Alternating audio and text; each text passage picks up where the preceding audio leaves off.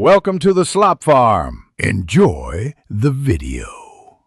In this video, I will show how to make Zaatar pizza.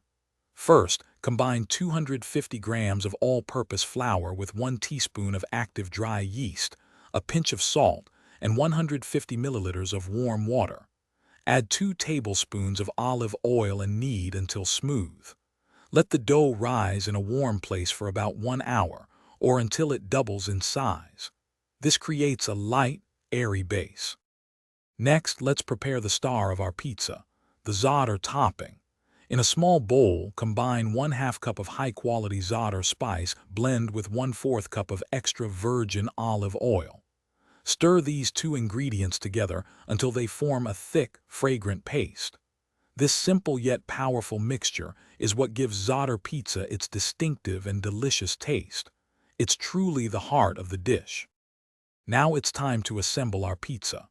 Once your dough has risen, gently press it out onto a baking sheet, forming a thin, round base. Evenly spread the Zaatar and olive oil mixture over the entire surface of the dough, leaving a small border for the crust. Bake in a preheated oven at 200 degrees Celsius for 10 to 15 minutes, or until the crust is golden brown and the Zaatar is fragrant.